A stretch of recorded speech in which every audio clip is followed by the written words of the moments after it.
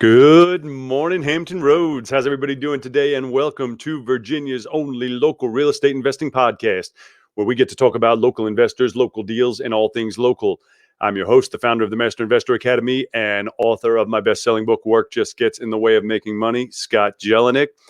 How's everybody doing today? If you have any questions, comments, concerns, things you'd like to discuss, properties you'd like to sell, you can text me directly at 757-699-4227. That's 757-699-4227. So today is a beautiful sunny Friday. And actually, I'm doing this in the afternoon now because I had to leave early today for an appointment with one of my coaching partners to do a walkthrough. And it turned out everything was great at the house. I believe we've already got it assigned for a $20,000 assignment fee. And with any luck, everything gets locked up, ratified, and closes out. And then I had another appointment with another coaching student of mine to do they wanted to take out the inspection contingency. So we had to do the inspection first now before she would sign. So we got that done this morning. And hopefully that one gets done as well. What I wanted to talk to you guys about today, I started telling you that I had these two more deals pending that I was waiting to get signed. They are signed now. And I got a third one. And I'm going to tell you about all three of them. So these are two of them are from direct mail. Two of them are from the same seller from direct mail. And they had called, and we went the other day and looked at them. One is a duplex, so I was only able to see the outside because it's fully occupied. And the other one is a single family home in Portsmouth, not the greatest neighborhood. But, the house wasn't in great shape either, but the price we worked is okay. So what we did is the one that is the single family home that I was able to get into, we worked that one out to be sub 2. He wanted $59,000 for it, and he owed $57,000. So I probably would not buy that house without this being a sub 2. And let me explain to you why. If I was paying cash for it, I would probably want to buy it for about $40,000. It's probably worth $99 to $119, but it needs work. But sub 2, I'm going to give him $2,000 down. I'm going to take over his existing mortgage of $57,000 in an instant. And by instant, I mean that day, that week, I will get somebody to give me $5,000 down and probably pay $875 a month. The payment on it is about $700. And so the way I'm looking at it is it's a free house. It's going to be no money out of pocket. I'll put out $2,000 and I'll get back $5,000 right away. And then I'll make positive cash flow of a couple $100 a month. But I think there's only like 11 years left on the mortgage. The reason I wanted to do that deal was because it was a package with another one that we contracted for $90,000.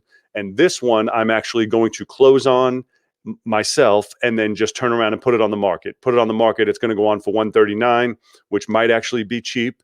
It's a duplex. Both of them are rented for $700 each.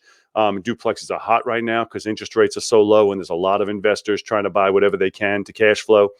And so we probably, after all expenses, after closing costs and everything, which probably should make about $25,000 on that one. So that was fantastic. Real excited about it. Was happy to get that done. Then and when I say just today, I mean just maybe an hour ago, I got a text from a girl I've been working with for probably 3 months now.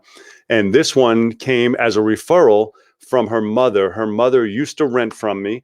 And then I had sold her mother another house. And then she referred her other daughter, not this daughter, a different daughter to me, who's now a slow flip buyer of mine.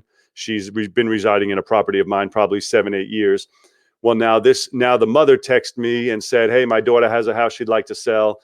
I went over and looked at it probably 3 months ago and said, okay, I would take it at the price she wanted, which was $70,000. And then after I said, okay, she kind of changed her mind and said, oh, I really want 75. And I can't do that. I was like, nope, we already agreed to 70 and I will not change. And that's a mental block I have sometimes. But once we have an agreement, I feel like, well, if I change now, what's to say you don't say, okay, now I want 80. And then I say yes. And you say, okay, I want 85. So she originally wanted 70. I said yes to 70. Then when she said she wanted 75, I wouldn't even entertain it. So it's been going on for about 3 months now. Every couple of weeks, I send my follow-up. You guys, I don't know if you know or not, I do a follow-up system through My Deal Factory. It's called My Deal Factory. It's a website. It's basically a full CRM. It manages your entire business. It does comps, it does all kinds of stuff. But the part that I love about it the most is it automates your follow-up.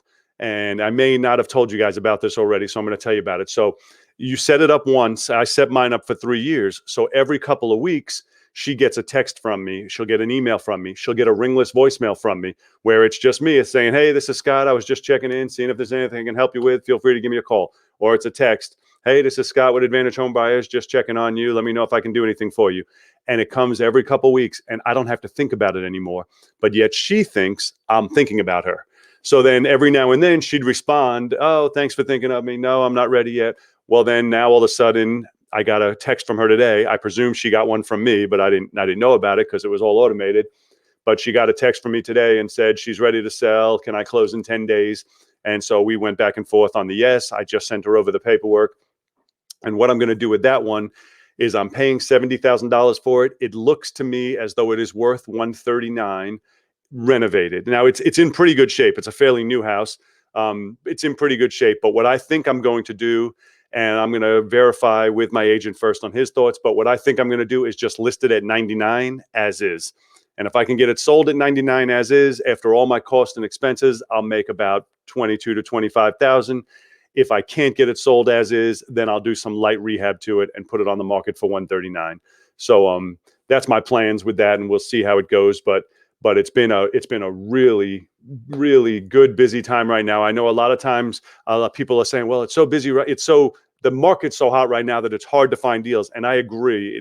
We go through right now I'm real busy. I closed on 8 already this week. Today's Friday. Yeah. So I closed on those this week.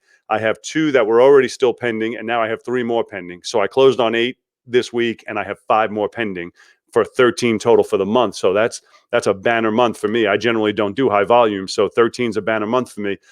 But just as easy, I could have missed out on a few and had a 0 month. It happens. It's a roller coaster of a business. I really feel we're going to be moving into a time right now where we're going to be intense buying because of the fact that we have so many exit strategies that we didn't have before. Normally, as a wholesaler, what's our exit strategy? We buy it. We have to buy it deep enough that we can sell it to an investor who's going to rehab it and turn around and put it on the market. But because the market is insane the way it is right now, we have the added option of closing on it ourselves. Wholetail, you guys know about wholetail.